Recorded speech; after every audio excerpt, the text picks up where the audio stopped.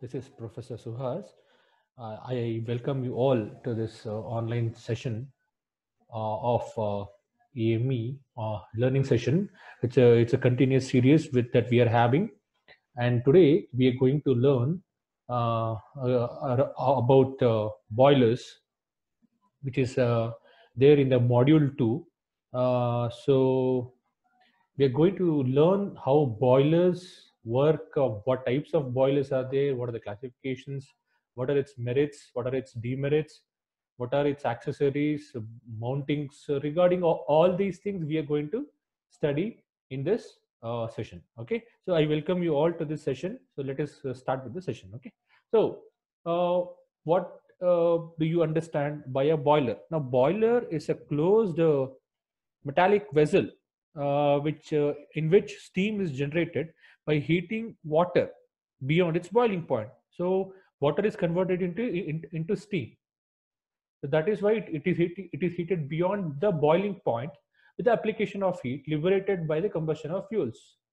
Okay, so you're converting water into steam. That is a basic job of a boiler. The steam generated in the boiler will be having high pressure and temperature, because as temperature increases, pressure also increases. Now this steam is passed through a nozzle in which increases the velocity. Now what do we do with the steam? We pass it through a nozzle which increases the velocity. So what, this high velocity steam passes through a turbine which converts kinetic energy. Okay, so we are using steam as an input for the steam turbine. So whereby it converts input energy as steam into kinetic energy and finally into electricity uh, with the help of a conjunction of generator and a rotor and a shaft mechanism. So this is how steam is being converted into electrical energy.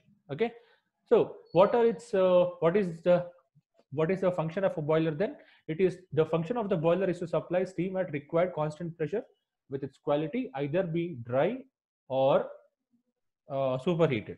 So the steam that you get as of directly after the boiling point is not the superheated steam. What we require is superheated steam. So you have to further heat the steam after the boiling point and further heat it to make it a superheated steam to be fed into turbines. Okay, now let us go to the next part of this session, that is the boiler classification part. Now it is classified based on various types. So let us understand one by one. The first one is according to the content of the tube. So the first classification is based on the content of the tube. And now how it is classified into two types. One is fire tube, other is water tube. Okay. So what is the meaning of this fire tube and water tube? So let us understand in brief. Okay. Now fire tube boilers, as the name itself suggests, fire. So if the hot flue gases produced by the combustion of fuels is fed through tubes around which water circulates, then it is called as fire tube. Means what?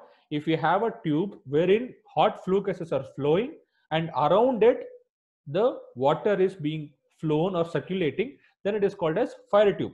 Which means what? Water is stationary and flue gases are moving in the tubes. This is called as fire tube. Conversely, water tube. Here the water circulates inside the tubes while the hot gases produced by the combustion of fuels pass around them externally. Which means what? Here water is stationary in the tubes, whereas outside you have hot flue gases moving. Understood? So in fire tube boilers, in both the cases water is stationary, but in fire tube boiler, in the tube flue gases flow, whereas in the water tube boiler, in the tube water is stationary, around it you have hot flue gases flowing. That is the difference between water tube and fire tube. Okay, usually the steam generation rate is faster in water tube boiler. Okay. Next, we'll go to the next step of classification according to the location of furnace. Location of furnace, internally fired, externally fired, which means if the furnace is placed inside the boiler, it is called as internally fired boiler. If it is placed externally, it is called as externally fired boiler. Third one, according to the circulation of water. If the water flows naturally, it is called as natural circulation boiler. If it is forced with the help of a pump, say for example, it is called as forced circulation boiler. Next, according to the axis of the shell, fourth type of classification, axis of the shell. Shell means the boiler. If it is vertically placed, it's called as vertical boiler. If it is horizontally placed, it is called as horizontal boiler. And finally, according to the use, you can classify it as stationary boiler, locomotive boiler, and marine boiler. So it is based on its use. Next. So next, we'll go to the next type of next topic of this syllabus, which is the type of boiler based on, and you have two boilers to learn. The first one is Babcock and Wilcox boiler. So it's a type of a boiler that you for which we have to study for our syllabus point of view. So before we go to the explanation, I want to show you the diagram of this. So this is a schematic representation of a Babcock and Wilcox boiler. Okay, so it's the construction is huge. It takes time for you to understand. So please look at the namings first. All the namings, we have so many namings here. We'll start from the top here, left to top. We have water gauge, pressure gauge, steam drum, safety valve, steam space, superheater, descending water tubes, downtake header. There's a chimney here, mud box, blow off pipe. There's the baffle plate. Okay, and then you have this is the grate where you're putting the copper, coal in the hopper, whereby the combustion is going to take. And this is the uptake header. This is the tubes, ascending water tubes, and the feedback. So these are the few namings of the Babcock and Wilcox boiler. So this is a 2D diagram. Let me show a 3D diagram. Okay, so this is not a 3D diagram, but still much better than you can understand. Okay, so have a look at this. This is a diagram of the Babcock and Wilcox boiler. This is one more. This is probably you can understand. So you can understand here furnace. Here combustion takes place here. So this is the tube. This is the cylinder. This is the valves. This is the feed valve, pressure valve, safety valve. The manhole somewhere here. This is the superheater. This is the tubes, and there's a chimney, mud box. All these are the baffle plates. So quite a bit you can understand, and it is placed in the mud cylinder.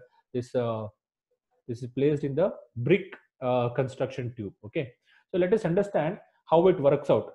Okay, I hope you can understand. Okay, let us now understand the first things first. Babcock and Wilcox boiler is one of the most commonly used type of boiler. It is horizontal. It is a horizontal, externally fired, natural circulation water tube boiler. What is the meaning of horizontal? The shell of the boiler is placed horizontally, so it is called as horizontal boiler. Externally fired. So I think you can see here, this shell is horizontal, so it is horizontal. Then externally fired. So you can see here it is externally fired. It is not placed inside the boiler. It is placed outside. You can see here also. It is placed outside. You can see here also. It is placed outside, not inside. That is why it is externally fired boiler. Okay. Next, natural circulation. So the flow of water is done naturally. No pumping is done. That is why natural circulation water tube boiler. So you can understand, water is placed in the tubes and flue gases pass around it. That is why it is called as water tube boiler. Okay, so let us understand a few parts. Steam and water drum. It is filled with 3/4 of water. Then water tube. The number of water tubes are connected through downtake header, uptake header, in which water circulates. Baffle plate. One important part. It is placed across the water tubes. It deflects the hot gases coming out from the furnace to allow the hot gases pass around the water tube. And finally, internal furnace, it burns the coal to produce the hot gases. This is the furnace where it is done. And baffle plates, these are the baffle plates that I'm talking about. It deflects the hot flow gases so that it gets in contact with the whole part of this tubes. Okay. And finally, superheater. It is a set of U tubes. Superheater is this U-shaped tube. I think you can see here U-shape. There is a U-shaped tube. Okay, a set of U tubes just below the boiler drum. It converts steam into superheated steam. So the job of this superheater is to convert steam into superheated steam. Okay, so this is about the uh, the construction of Babcock and Wilcox boiler. So let us understand how the working takes place. Now, as the hot gases pass through and come in directly with the water tubes, you can see here the coal is being put in the put in the hopper, and hopper goes down here, and air is being supplied here. So and the fire is being lit up. So the combustion of coal takes place, which produces hot flow gases, which goes and comes in contact with these water tubes.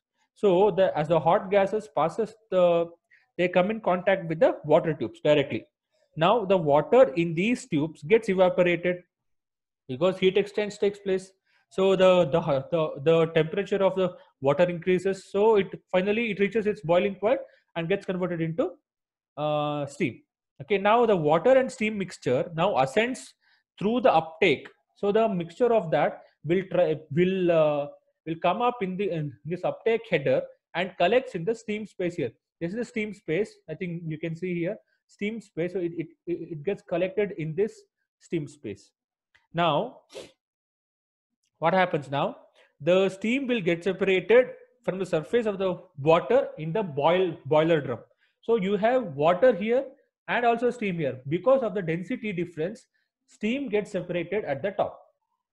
Now the steam from the steam space then it is fed into the superheater where the steam is superheated. So after a while, this steam from here is being fed into the superheater through this tube. So why it is being fed into the superheater? For the conversion from steam into superheated steam, normal steam or dry steam or wet steam into superheated steam. Okay, so the steam from the superheater is passed to the steam stop valve finally. So after it is being placed here, you can see the hot flow gases again comes in contact with these superheaters. So the steam will be further heated and finally it will reach a superheated steam, and then it will be taken out by this steam stop valve. You can see here this is a steam stop valve. It will be taken out for the required purpose. From the steam stop valve, the superheated steam is passed over a steam turbine to generate the power. Okay, so this is the concept of the Babcock and Wilcox boiler. Very simple working mechanism, but the diagram is big though, but the working principle is very simple. Now for other parts, you can see here mud walks. So the waste particles gets collected here. You can remove it with the help of a blow off pipe. Now telling about baffle plate, the baffle plates, see if it goes like this, the first round, then it would have been gone out like this, and it would have been a waste. But the baffle plate deflects the hot flow gases to flow in a particular direction so that it comes in contact with the whole of this pipe water tube, so that the heating of water takes place in a proper way. Okay, so this is about the working of the Babcock and Wilcox boiler. Okay, so this is about the working. So I've told here, I've told everything so that it's easy for you to understand. With the help of sketch only I've told.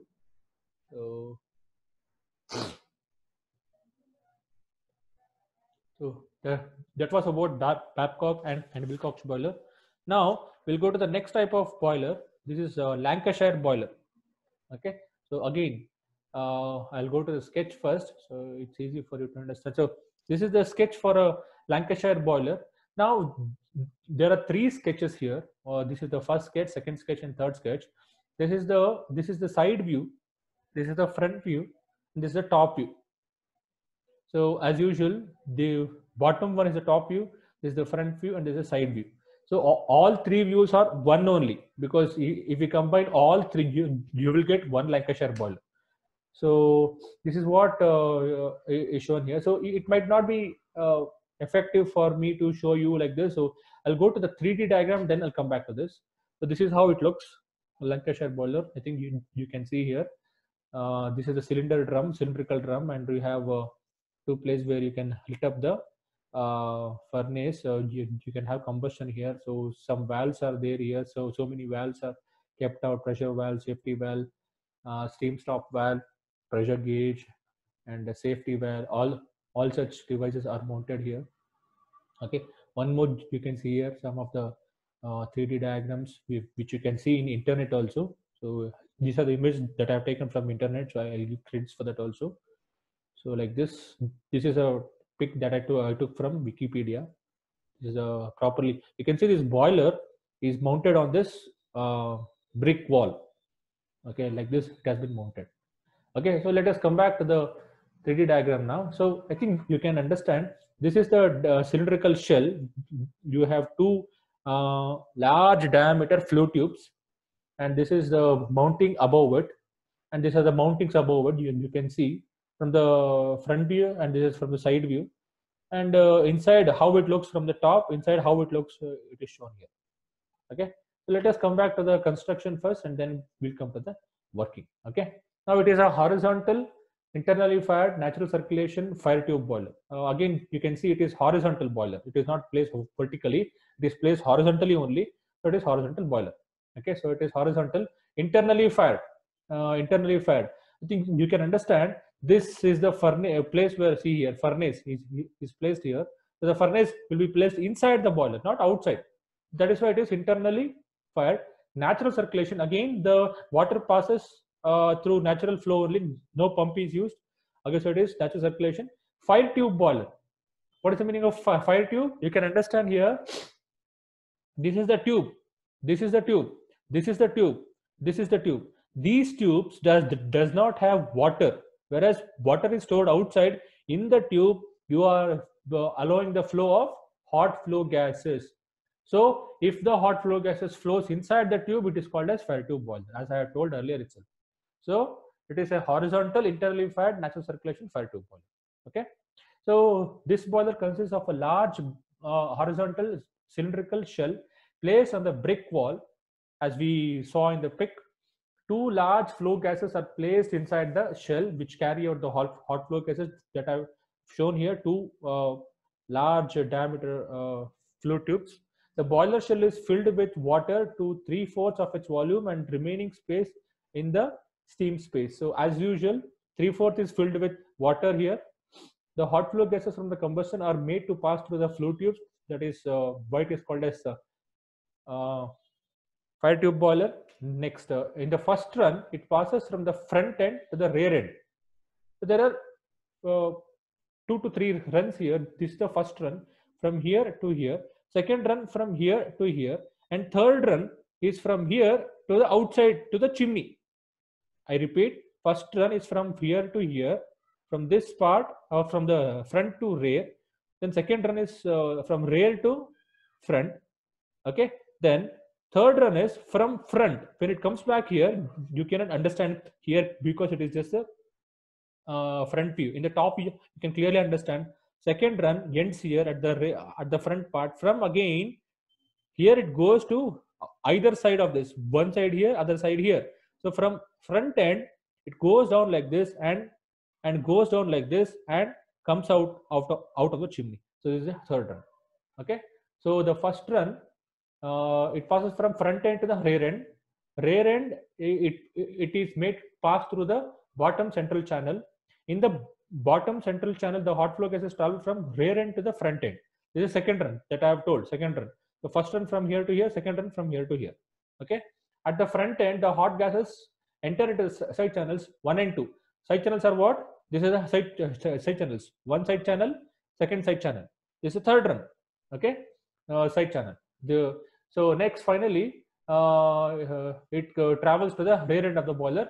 This is third run. At the rear end, hot gases coming out of the channels 1 and 2 are made to exit through the chimney. So it comes out here.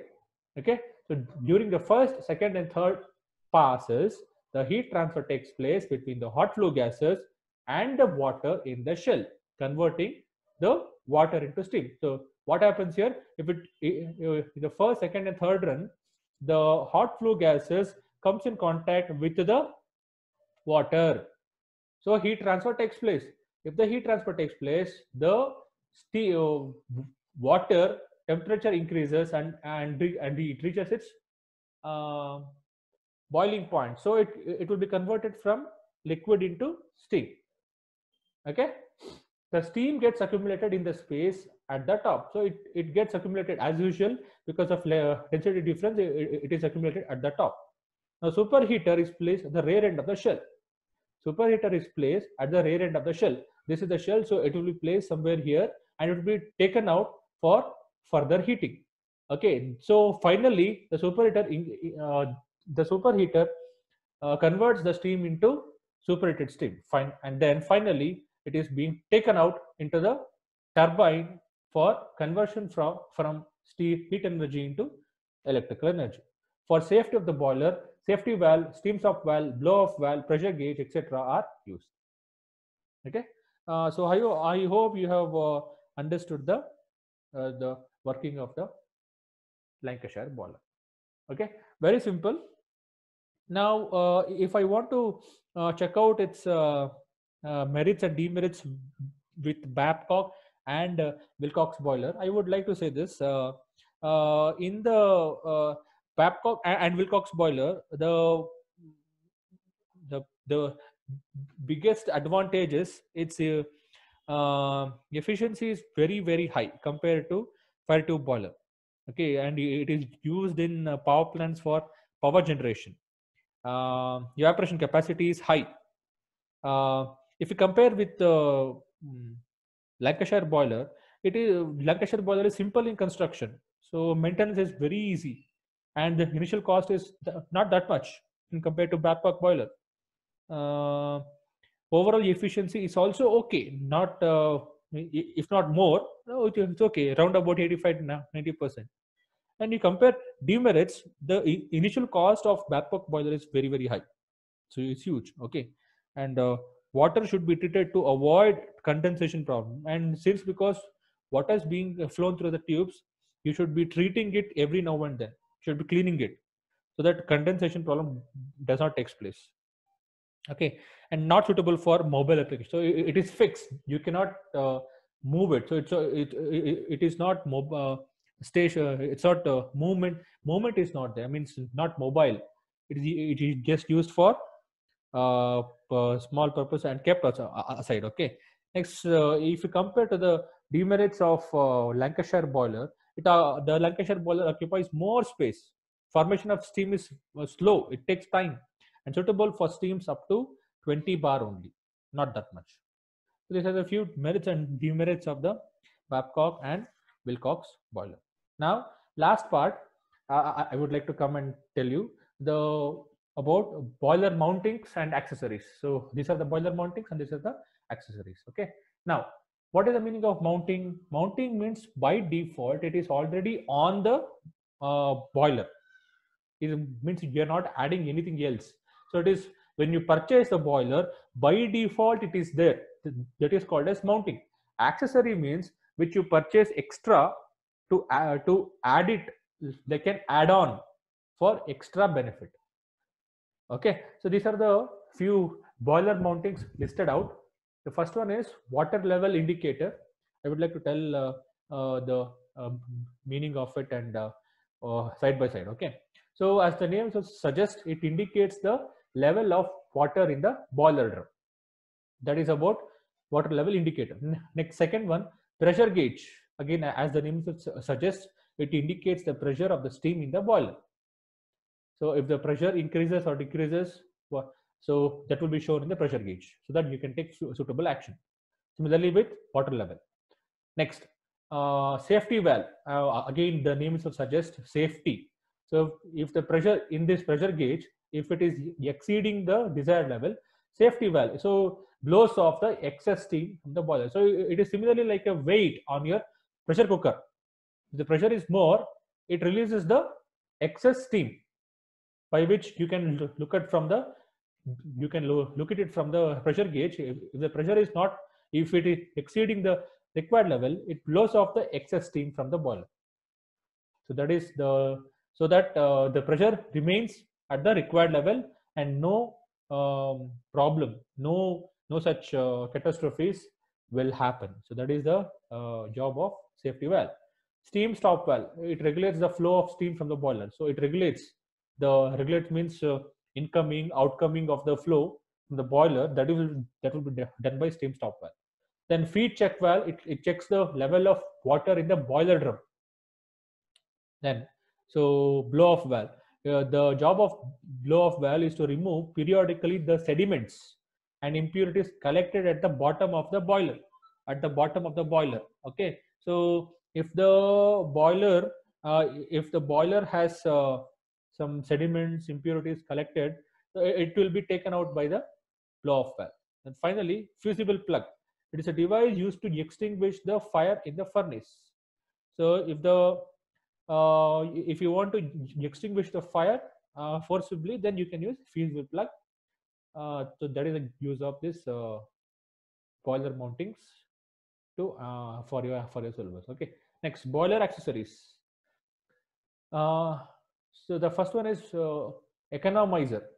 So the job of or the function of economizer is to heat the feed water. Feed water means which is fed into the boilers before being supplied to the boiler.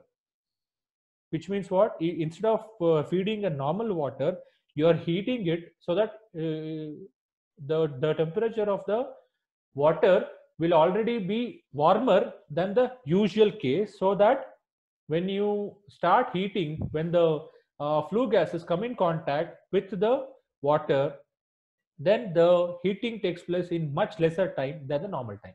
That is why economizer is used. So it is used to preheat the water.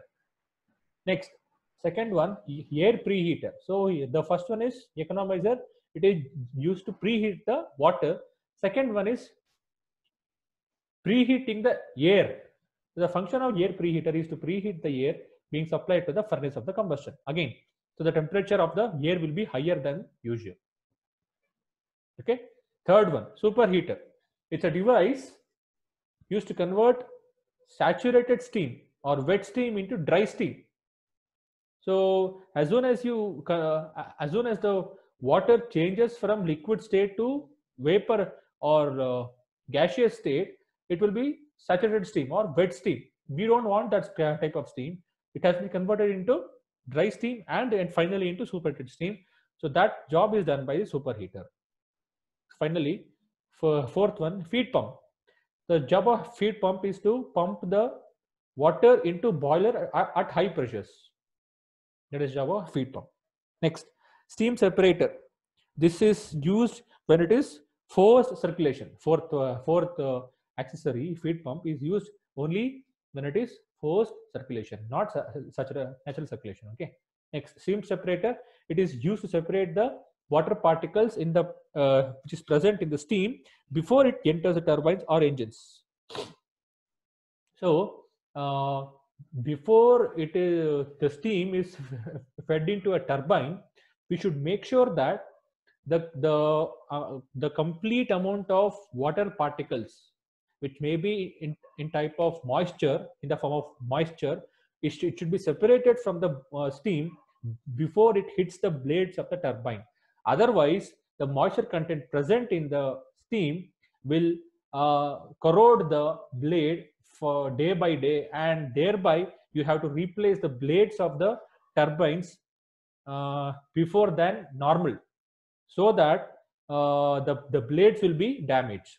That is why steam separator is used to separate the water particles. If present, it will be removed out of the